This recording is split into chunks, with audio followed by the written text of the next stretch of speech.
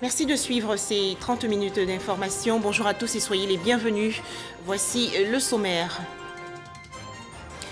L'armée ivoirienne veut rajeunir ses troupes. 3000 jeunes bientôt recrutés. Cette annonce a été faite hier par le général des armées, le général Lassina Doumbia, qui présidait un cérémonial militaire à la base navale de Lokodjro dans le sud du pays. Toujours en Côte d'Ivoire, l'inauguration il y a quelques jours des sous-sections de la Société de gynécologie et obstétrique dans les déniers du Ablin, l'Ifou et le Moronou. Objectif, réduire la mortalité maternelle dans les établissements sanitaires du pays. Enfin, en Israël, la poursuite des négociations pour la formation du nouveau gouvernement.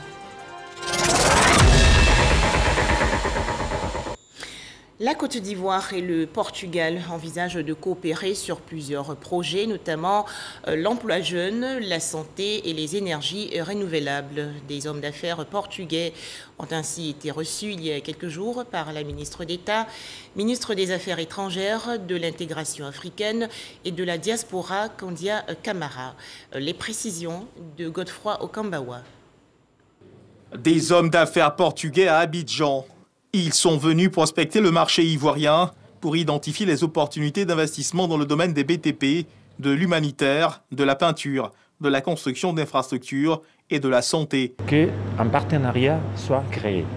Ce n'est pas de chiffre d'affaires, c'est pas, évidemment il y a de business, mais l'important c'est de créer le lien pour que la relation soit prospère et que ça dure pendant plusieurs années.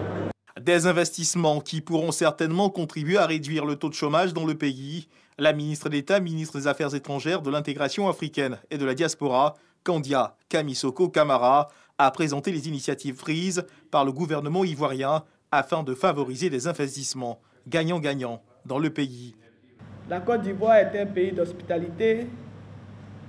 La Côte d'Ivoire est prête à accueillir toutes les bonnes volontés qui voudront venir s'installer ici, travailler ici. C'est ce que nous souhaitons et c'est ce qui se passe aujourd'hui. Et nous souhaitons qu'à travers vous, d'autres hommes d'affaires portugais viennent en Côte d'Ivoire parce qu'il y a de la place pour tout le monde. Nous avons beaucoup d'opportunités ici en Côte d'Ivoire, dans divers domaines. Avant ce voyage en terre ivoirienne, l'ambassadeur de Côte d'Ivoire au Portugal a rencontré plusieurs maires dans la région du Douro, dans le cadre de la coopération décentralisée. Bientôt, plusieurs jumelages se feront entre les communes ivoiriennes et portugaises. Toujours en Côte d'Ivoire, cette mesure visant le rajeunissement des effectifs de l'armée. 3000 jeunes ivoiriens seront bientôt recrutés. Annonce faite hier par le chef d'état-major général des armées, le général Lassina Doumbia, qui présidait un cérémonial militaire organisé à la base navale de Lokodjro. Le point dans ce reportage de Abou Sanogo. Place d'armes de l'état-major de la marine nationale à Lokodjro. Cérémonie de salut aux couleurs en présence du chef d'état-major général des armées, le général de corps d'armée Lassina Doumbia.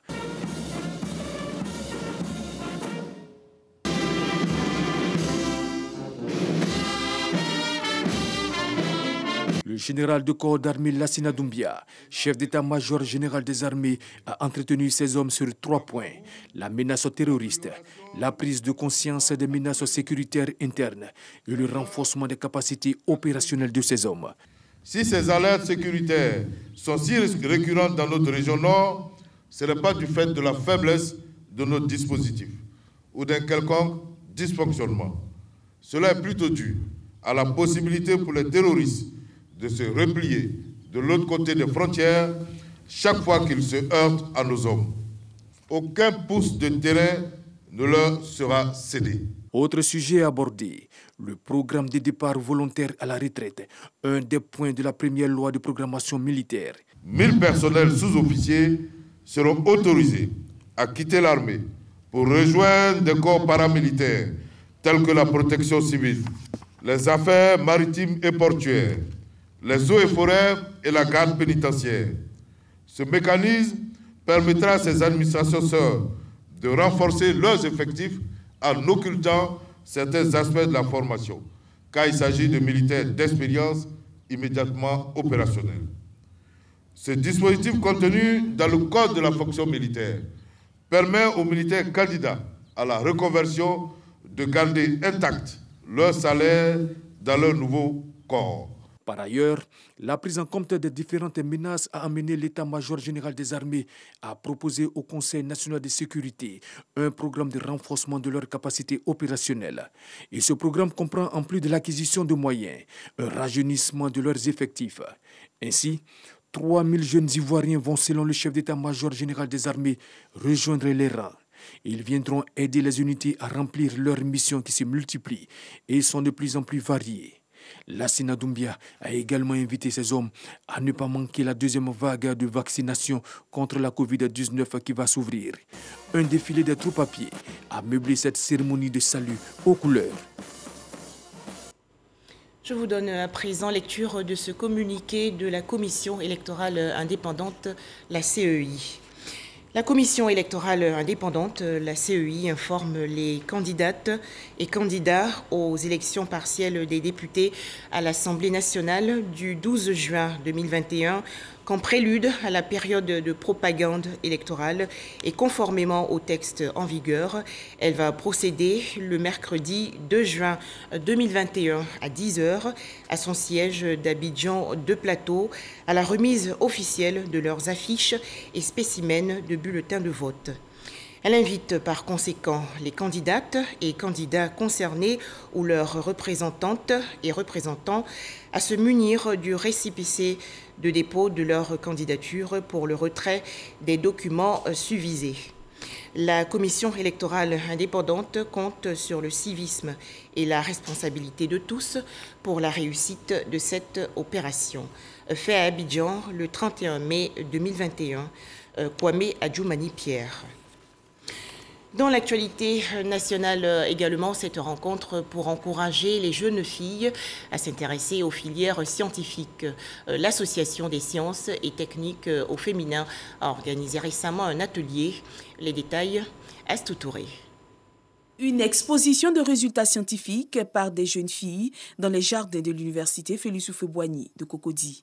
C'est une initiative de l'Association des sciences et technologies au féminin en vue de promouvoir et motiver la présence des filles dans les filières scientifiques. En vue de toutes les activités et toutes les expériences qui ont été faites, j'ai compris qu'il fallait qu'on ait une vision un peu plus élargie de ce qui se fait ailleurs. En voyant ce que les autres ont présenté aujourd'hui, je me suis rendu compte qu'à l'université Félix Houphouët-Boigny, par exemple, il y a plusieurs expériences qui se font. Il y a des choses qu'on exporte ou qu'on a pour habitude d'acheter à l'extérieur. Pourtant ici, nos frères ont la capacité de le faire. Et c'était vraiment génial de voir qu'il y avait des filles qui se sont vraiment intéressées à la chose. L'association Sciences et Technologies au féminin, STF, s'est engagée à mener des actions afin de diminuer de façon substantielle le taux d'abandon des filles inscrites dans les parcours scientifiques. Il fallait qu'on motive en fait les étudiants, surtout les filles, les élèves et tout le monde. La science, c'est vrai, c'est dur, mais c'est fait aussi pour la femme. Donc elle est là, elle peut faire beaucoup de choses avec. Donc au sortir d'ici, le récit principal qu'on attend, c'est que les filles ressortent d'ici en ayant l'esprit que la science, c'est pas aussi compliqué.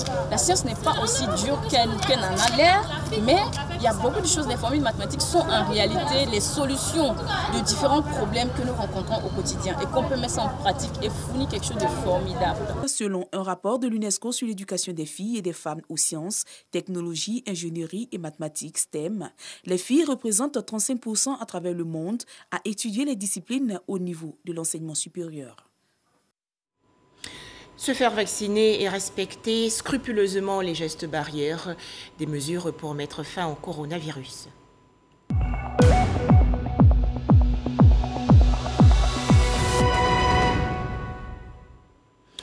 10 nouveaux cas de coronavirus enregistrés hier en Côte d'Ivoire par le ministère de la Santé, de l'Hygiène publique et de la couverture maladie universelle. Le pays compte actuellement 47 292 cas confirmés de coronavirus, 46 702 personnes guéries, 305 décès et 285 cas actifs. La Côte d'Ivoire s'investit dans la fabrication de compléments alimentaires. Le pays s'est en effet doté récemment d'une usine de fabrication. Cette structure est située à San Pedro, dans la région sud-ouest. C'est une initiative du Conseil national pour la nutrition, l'alimentation et le développement de la petite enfance. Astou Touré. Dégustation de suppléments alimentaires par une dizaine d'enfants. Ce produit, appelé Vivi, est le premier du genre fabriqué sur le sol ivoirien. Ce produit Made in Côte d'Ivoire vise à améliorer le développement de la petite enfance. Ces suppléments nutritionnels renforcent la capacité d'énergie de l'enfant. On a constaté qu'au Ghana, les écoles qui ont été identifiées, on distribue ces suppléments nutritionnels où les enfants viennent à l'école. Donc il n'y a pas de taux d'absentéisme qui a vraiment chuté. Ces produits qui sont fabriqués seront distribués à 26 000 enfants par an et pendant 5 ans gratuitement. La malnutrition est une maladie grave qui affecte le développement du capital humain. Malheureusement, la Côte d'Ivoire n'échappe pas à cette réalité avec une prévalence de 21%. Pour lutter contre ce fléau, la Côte d'Ivoire, à travers le Conseil national pour l'alimentation, la nutrition et le développement de la petite enfance, procède à l'installation des comités régionaux de nutrition dans différentes régions du Côte d'Ivoire, dont San Pedro. Cellule présidée par le préfet de région. Activité présidée par la ministre de la Femme, de la Famille et de l'Enfant, représentée à cette rencontre. Nous avons engagé le corps préfectoral à œuvrer pour le succès de cette action cadre avec les actions du ministère de la Femme, de la Famille et de l'Enfant et aussi de la vision du président de la République. Après l'étape de San Pedro, suivront celles du Tonpi, du Cavali et du Guemon. Toujours en Côte d'Ivoire, l'installation il y a quelques jours des sous-sections de la Société de gynécologie et obstétrique dans les différentes régions sanitaires. Objectif, réduire les décès liés aux accouchements dans les hôpitaux et centres de santé. Alors dans ce reportage de Herman Niamia, l'inauguration des sous-sections des régions de l'Indénié du Ablin, de l'Ifou et du Moronou. Les chiffres sont hallucinants. Les femmes qui perdent la vie en donnant la vie en Côte d'Ivoire sont trop élevées selon les praticiens. La Côte d'Ivoire a un taux très élevé de mortalité maternelle. On a 614 décès maternels pour 100 000 naissances vivantes. Vraiment, c'est trop élevé parce que les pays qui nous entourent qui ont moins de moyens, moins d'hôpitaux, de services que nous, on fait une politique qui leur a permis de réduire. Un tableau peu reluisant qui interpelle la SOGOSI, la Société de gynécologie et d'obstétrique de Côte d'Ivoire, qui veut se rapprocher des praticiens afin d'œuvrer à l'amélioration de la qualité des soins en vue d'améliorer les indicateurs en matière de santé de la reproduction en Côte d'Ivoire. Pour réussir cette mission, les responsables ont décidé d'installer 11 sous-sections dans les régions sanitaires du pays. Depuis que le taux de mortalité maternelle ne fait qu'accroître, ça ne baisse pas, on a décidé d'installer des sous-sections dans les différentes régions pour qu'ensemble, nous puissions être plus près de nos collaborateurs, c'est les gynécologues obstétriciens, les sages-femmes, dans le but de faire des formations, d'envoyer les bonnes pratiques dans le but de réduire la mortalité maternelle et infantile néonatale. Pour les régions de l'Indénié-Guablin, de l'Ifou et du Moronou, c'est le docteur Nzikwa Edmond qui préside la sous-section de la SOGOSI. Il est bien conscient des défis à relever. C'est un gros défi et je pense qu'avec la participation de tout le monde, nous allons y arriver. Nous allons mettre en place notre bureau et commencer à travailler dans ce sens.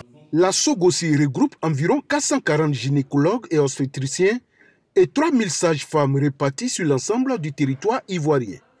Après l'installation des différentes sous-sections, elle entend multiplier les formations et faire des plaidoyers afin que le plateau technique de nos hôpitaux soit réhabilité ou rééquipé pour réduire la mortalité maternelle, néonatale et infantile. Autre actualité nationale, des vivres et non-vivres offerts le 18 mai dernier à 17 familles victimes de la crise post-électorale d'octobre 2020. C'est un don du Haut Commissariat des Nations Unies pour les réfugiés. Ces vivres et équipements vont permettre aux ménages bénéficiaires de réhabiliter et réintégrer leur logement endommagé lors des conflits communautaires. Jean Djadji. 50 feuilles de tôle, des pointes, des bâches, des lampes solaires, Des kits de cuisine distribués à 17 familles sinistrées du quartier Toumodikro, des victimes de la crise post-électorale d'octobre 2020 dans la ville de Toumoudi. Ces dons ont été offerts par le Haut Commissariat des Nations Unies pour les réfugiés dans le cadre de sa mission humanitaire dans la localité. Nous sommes ici pour appuyer bien sûr les populations qui se sont déplacées du fait de la crise qu'a connue Toumodikro, donc Toumoudi de façon générale. Ce n'est qu'un appui que nous faisons et on espère que la société civile avec des initiatives citoyennes comme celle de l'ONG puisse appuyer les populations pour qu'elles puissent se reconstruire. C'est vrai, la reconstruction physique est très importante, mais il faut aussi la reconstruction psychologique et morale. L'ONG NTD et ses partenaires ont aussi accompagné cet élan de solidarité. Des bons de matériaux de construction et des pots de peinture ont été mis à la disposition des victimes pour la réhabilitation de leur logement. Identifiés par les autorités préfectorales de Toumoudi, les 17 familles sinistrées ont reçu des vivres et des non-vivres. Un tout autre sujet à présent, Nzi Siessou, désormais connecté au réseau électrique. Cette localité située dans le centre du pays s'est également dotée d'un complexe polyvalent. L'inauguration de ces deux infrastructures de base s'est déroulée le 29 mai dernier en présence du ministre de la Promotion des Sports et du Développement de l'économie sportive, Paulin Danhaut. Les détails, Léon Brou de RTI Boaké.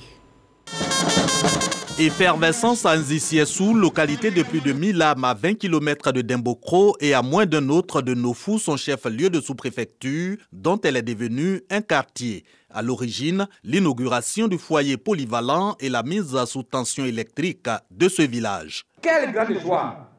En effet, le jour de la mise sous tension électrique, tous les animaux de ce village ont brouté jusqu'au petit matin, se croyant en pleine journée. Merci, Monsieur le Président. C'est que Nzi Siessou doit son électrification au président Alassane Ouattara, puisqu'elle intervient dans le cadre de son programme en faveur des villages de plus de 500 habitants et met fin à 15 années de démarches administratives, faisant suite au défunt projet phare auquel ont souscrit les villageois par le paiement de la caution exigée. Le foyer polyvalent, lui, est réalisé par un cadre après que les populations qui l'ont entamé ont abandonné sa construction faute de financement. En les inaugurant, le ministre de la Promotion du Sport et du Développement de l'économie sportive dit la vocation de ces deux infrastructures à booster le développement. Un foyer polyvalent, c'est le lieu où l'on apporte à la fois la connaissance, l'éducation, et c'est le lieu où on apporte aussi la réjouissance et où on fixe les jeunes dans les territoires. À partir du mois de juillet, nous allons donc revivre pleinement l'intensité de la lumière pour les activités génératrices de revenus, pour les femmes, pour les jeunes, et surtout les activités de renforcement de la cohésion sociale. C'est pour dire que ce foyer et la lumière viennent concrétiser la grande vision de la construction d'une Côte d'Ivoire solidaire. Reste pour Nzi Siessou et Nofou, sa sous-préfecture, une cantine scolaire, un hommage aux pionniers du développement et le bitumage de la route Nofou-Dembokro. À ces projets s'associe le ministre de la Promotion du Sport et du Développement de l'économie sportive. L'Union patronale des entreprises du secteur de l'électricité de Côte d'Ivoire a été présentée récemment au grand public. L'UPESLC est le fruit de la fusion entre l'Union patronale des électriciens de Côte d'Ivoire et l'Association patronale des entreprises du secteur de l'électricité en Côte d'Ivoire. Ces deux structures ont décidé de s'unir pour conquérir le marché. Les précisions de Jean-Louis Gbangbo. Ils sont pour la plupart des patrons d'entreprises de réalisation de travaux, de distribution de matériel électrique ou encore de fabrication de poteaux en béton, issus de l'Union patronale des électriciens de Côte d'Ivoire, UPECI, et de l'Association patronale des entreprises du secteur de l'électricité en Côte d'Ivoire, APCLC. Ces acteurs du monde de l'électricité ont décidé de parler d'une même voix afin de mieux faire entendre leurs préoccupations. Les entreprises membres de notre secteur n'ont pas de travaux. C'est vrai que beaucoup d'entreprises travaillent, mais les entreprises qui sont membres de nos unions n'ont pas de travail. Donc il va falloir chercher des voies et moyens pour que ces entreprises-là se mettent aussi au travail. Et plusieurs entreprises ont mis la clé sous le paillasson à cause de ça. Donc les défis sont vraiment nombreux. Défi que veut relever la nouvelle entité, l'Union patronale des entreprises du secteur de l'électricité de Côte d'Ivoire, UPCLC, et même plus.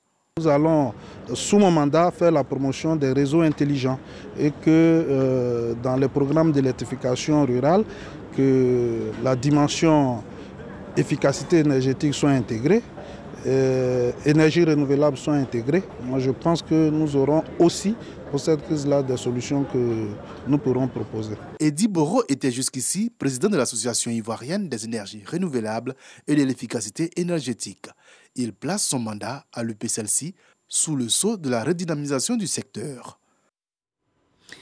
Direction d'Aloa, dans le centre-ouest du pays, où les aviculteurs ont suivi récemment une formation. Les travaux ont porté sur la gestion efficace des exploitations avicoles. Jean Djadji. Venus de Bonon, d'Issia et de Daloa, plus de 110 aviculteurs sont formés aux nouvelles techniques vétérinaires et d'entretien de la ferme. Une initiative de l'Union nationale des aviculteurs de Côte d'Ivoire, UNAVICI, section du Haut-Sassandra, en collaboration avec sociétés pharmaceutiques avicoles. On a des carences au niveau de l'élevage. Il y a beaucoup qui apprennent sur le tas. Et donc il faut ce genre de formation pour améliorer leurs capacités en élevage. Il s'agissait pour nous de mettre un accent particulier sur l'intérêt pour les éleveurs d'avoir des poussins préalablement vaccinés au couvoir afin de limiter un tant soit peu les obstacles liés aux mauvaises pratiques vaccinales sur leur ferme, ce qui entraîne parfois de nombreux dégâts liés aux maladies qui surviennent parce que les éleveurs ne maîtrisent pas bien les techniques de vaccination. Une formation portant sur les clés de réussite en aviculture. Ces éleveurs sont outillés à la maîtrise des aliments, de la prophylaxie, des vaccins et de la gestion. Un contenu qui vient répondre à certaines préoccupations des participants et renforcer leurs capacités. Cette formation est la bienvenue. Il faut toujours chercher à améliorer ce qu'on fait. Il faut toujours apprendre. C'est un enregistrement que je fais, que je suis au quotidien pour pouvoir continuer le travail. Voilà, dans la vie, tout s'apprend. En investissement, il y a des règles de base. Sans formation, on ne peut pas réussir. Et donc, je voudrais vraiment inviter tous les éleveurs à s'intéresser aux formations. C'est vraiment important.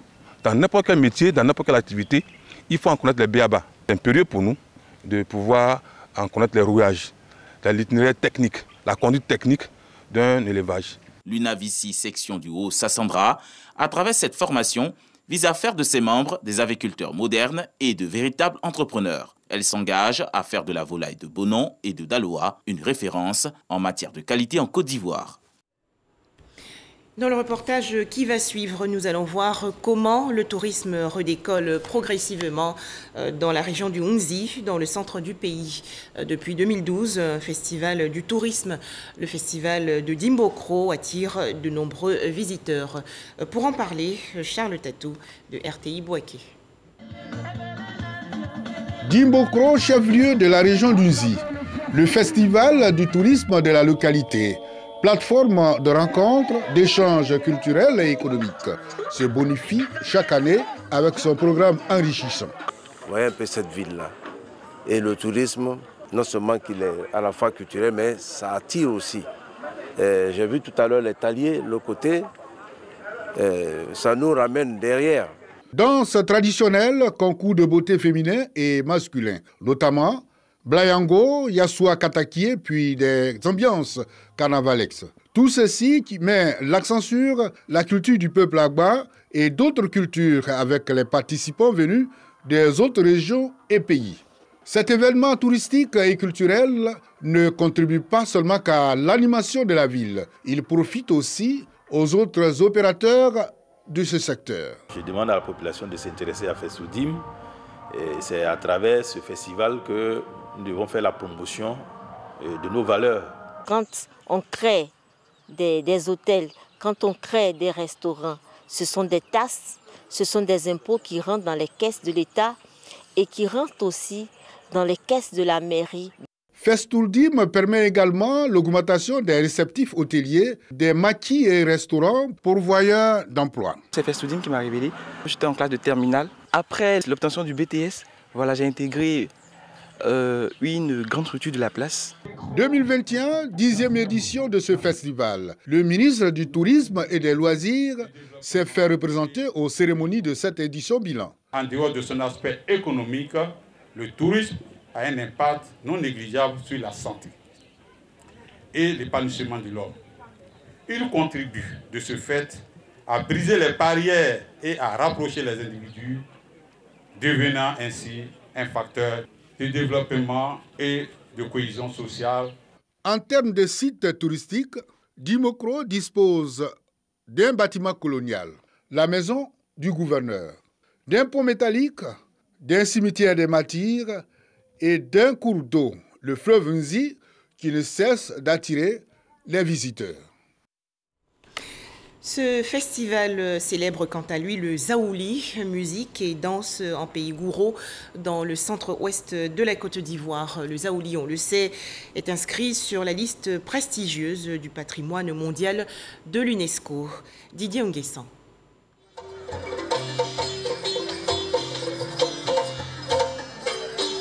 Le balafonton pour faire danser le Zaouli.